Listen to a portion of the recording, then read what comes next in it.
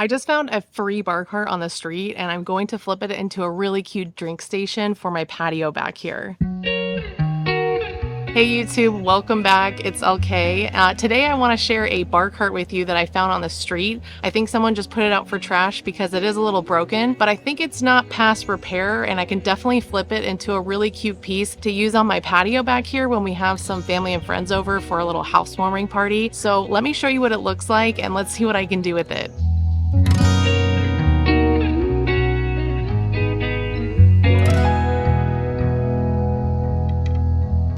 So this is in pretty great condition. I do need to figure out the drawer situation. Sometimes it closes and sometimes it has this gap here. And then below, there's a gap here with these two doors. And I don't know if it's just like warping down here because it's missing a wheel in the back. And so like maybe it's just uneven, but I definitely would want to like change out these knobs or paint them. And then I like that there's storage in here and it's still in pretty good condition inside. And then I thought I could change out this handle as well. And then on top here, it's really in good condition. There's not even many like nicks or scratches or gouges or anything. It just kind of needs to be cleaned or painted. And over here, this just needs to be cleaned as well. Definitely would paint this maybe like a brassy color or something. And toward the back here, this is in good shape too, which is shocking. I just need to like hammer in maybe some of these nails right here. And then same here, just paint this maybe a brassy color. But I need to fix this kind of situation. I don't know what's happening here. It should look like that, but it looks like this. So maybe just some like wood filler. And then maybe just like figure out an interesting option for the top piece here and make it kind of different than the rest of it. So I think the first step is to just clean the entire bar and take all the dirt off and then maybe take off all the hardware and see what the alignment issue is and see if that can be fixed.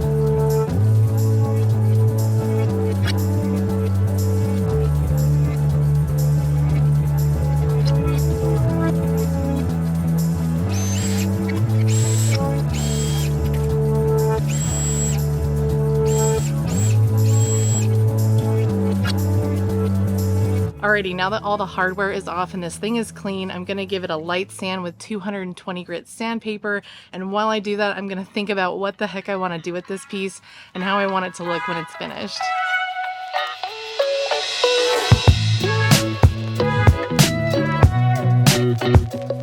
When scuff sanding an MDF piece like this, it's not necessary to use anything higher than a 220 grit, and you really don't have to press down too hard. You just want to loosen up the materials so paint will stick to it very easily. Okay, so now I'm gonna fill some of these holes with the wood filler here. I'm just gonna stick it into some of these grooves right here so that it's a little bit more even. You won't really see this much because the drawer will be there, but you'll definitely see it in areas like this. So I'm going to fill these in and then we'll let it dry. And after that, we're gonna head to Home Depot because it's too hot. I switched over to spackle right here because I needed to rebuild the hole because it was so damaged. So I thought if I put the pole in that it would reshape itself while it dried.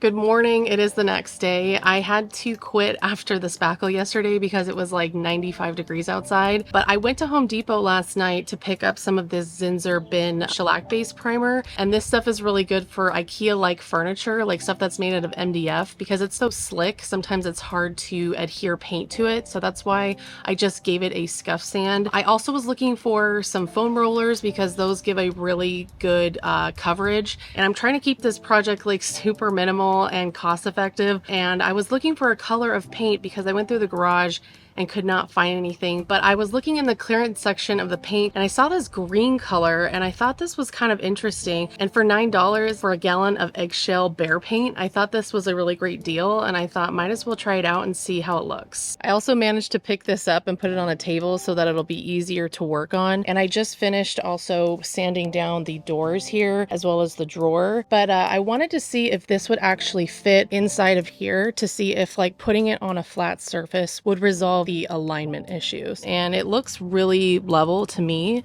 This one's just off like by a centimeter, but it's pretty level.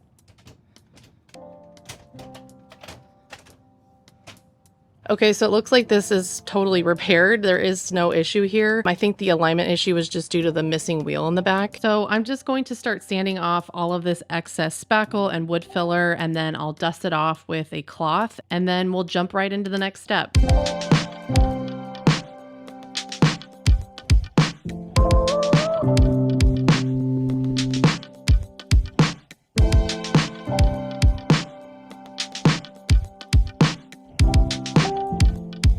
So excuse my neighbor's air conditioning unit. I'm sorry about that. It's pretty loud, but I wanted to talk about the doors really quick. I'm trying to think about what kind of handle or knob that I would want to use on here. And I was going through some of my supplies and I found these, thankfully. These are knobs that I've been collecting over the years, whether it's from garage sale, estate sale, also like stuff from Amazon. But I was going through these and thinking like maybe I could replace the handle on the doors with just a knob. These are some of the options. I really like this one a lot. I think this is cool. I also have this one that kind of looks patinaed and antique, and I think this one I actually put rub and buff on so that it wasn't just silver. And then I have this like old ceramic one, and they're pretty cool and nice and vintage, but I'm not sure that this is the vibe. I'm kind of leaning towards this. My other option is to just like spray paint this gold and put it back on. But then I was wondering about the drawer. So what if I maybe spray painted this gold and put this on the drawer, and then I put these on the doors as like handles, because they're all kind of like angular. So it kind of like goes together a little bit. I was also searching to see if I had anything else. Then I found this bag that I got at the estate sale warehouse for $5. It's just like these cedar blocks that I think you use for moss. And I thought this could be kind of cool if you put it on the drawer front, and then these would be like the two knobs below, and it would just be kind of like this big graphic handle. I'm not really sure. This is kind of an interesting vibe to me, and it feels different. I'm gonna think about it a little bit, but I think I'm gonna fill one hole on the doors because I do think using a knob would be kind of cool.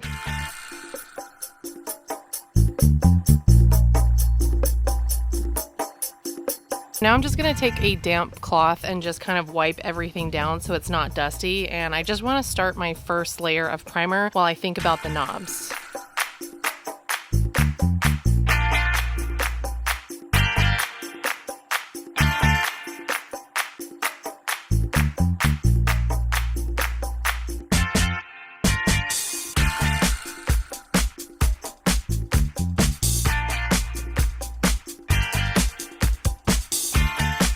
I'd say my best tips here are to not rush this process, to do a light first coat, and to not really press hard on the foam roller. It ended up breaking off after a while, and I had to get a new roller. And you can also see the drips that it was creating the harder that I pressed. So if you do anything like this, take it slow with the first coat and go back and sand off any of your mistakes. Also, don't ask me why I didn't take these off in the first place and tried to paint around them. It was not the way to go. And once you're done with sanding, you can use a blower if you have one on hand. It's so much easier than using a damp cloth. And now finally it's time to paint. I really wasn't sure about this color when I grabbed it because it kind of looked minty green, but as I got to mixing it up and putting it on the piece, it just started to darken as it dried. It was also really hot outside, and I'm not sure if you're supposed to paint when it's that hot, but I really did end up liking the way that this is coming out. I think it's like a nice mossy green, and it's going to be an outdoor piece of furniture, so I think it'll really match all the greenery in the yard.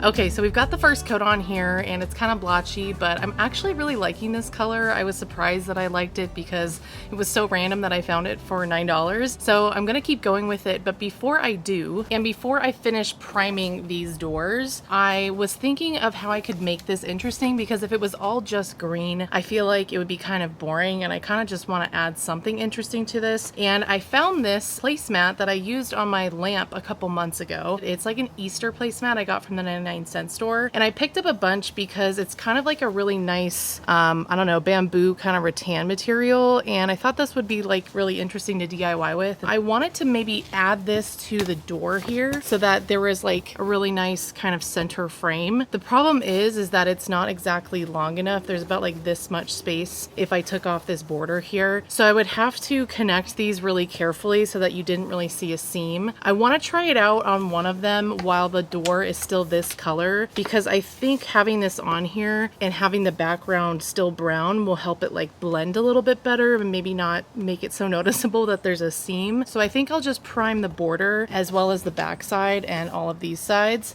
and paint all that, and then try out this and see if it works. And then if it doesn't, I can always rip it off and paint it and no big deal. Okay, so I tried cutting off this edge here with some fabric scissors so that it didn't fray, and it didn't fray, but it doesn't look even because I didn't make the most straight cut, and it's not going to look like a nice matchup if I add two pieces that have uneven ends. So then I grabbed my little seam stripper here thing. This is just in one of those little sewing kits, and I had just put it underneath the seam, and ever so slightly you just kind of push and it just starts to come off. And now this is a completely even line. So I'm going to keep doing that on every side here, and then I'll put it in here and we'll see what it looks like.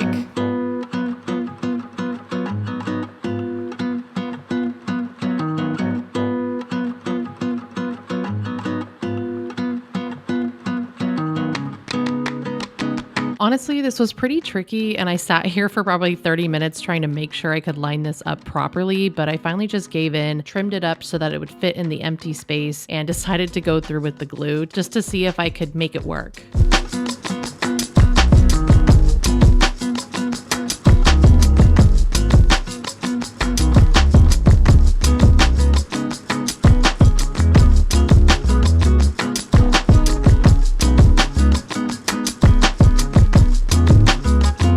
So while I let both of the doors dry, I'm just going to add a final coat of paint onto this cart and make sure that it looks super saturated, and then I can let everything dry and we'll see how it looks.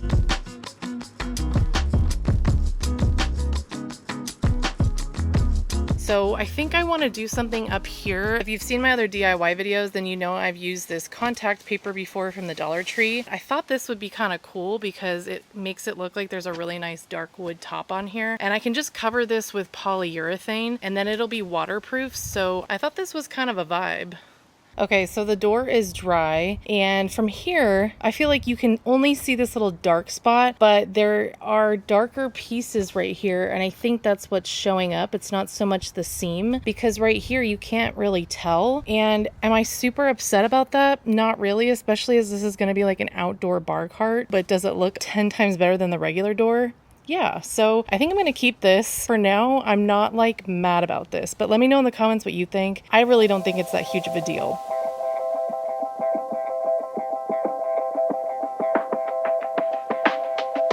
Okay, so before I change the top of this with the contact paper, I want to spray these poles with like a brassy gold color I have from my spray paint collection. I knew that I couldn't take this pole off on this side specifically because this hole wasn't broken and I didn't want to dismantle the entire piece of furniture. So spraying this one with the plastic behind it is going to be the easiest way to get full coverage.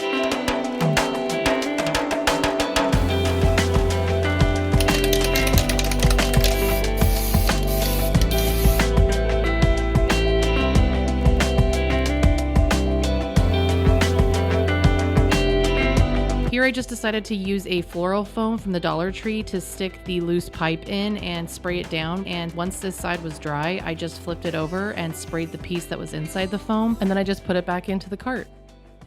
Alrighty, it is the next day and hopefully the last day. I have a few things to finish on here. I got to do the top here with the contact paper. I'm going to finish the doors, and then I got these casters at Home Depot when I went to go get paint.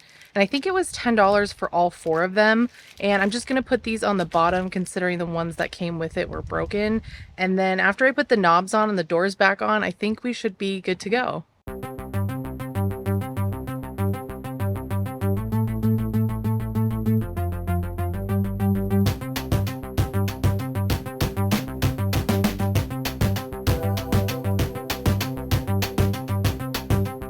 If you're interested in how to put contact paper on a countertop, I will put a card in here for how I did this with a travertine type wallpaper from the Dollar Tree, so you can check out the full tutorial. And here with this block, I decided I'm going to try this as the drawer pull. I'm just trying to round out the edges so it feels a little bit more refined. I also decided to use some early American stain just to give it a richer look so that it matched the countertop.